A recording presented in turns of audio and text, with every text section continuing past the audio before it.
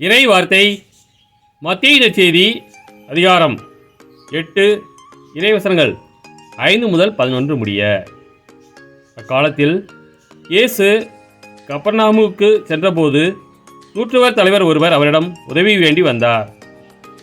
ஐயா, என் பையன் முடக்குவாதத்தால் மிகுந்த வேதனையுடன் படுத்து கிடக்கிறான் என்றார்.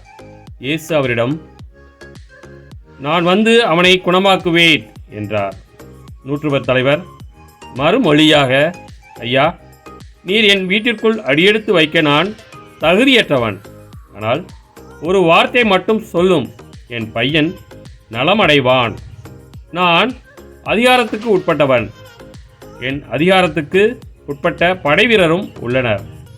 நான் அவர்களுள் ஒருவரிடம் செல்க என்றால் அவர் செல்கிறார், வேறொருவரிடம் வருக என்றால் அவர் வருகிறார்.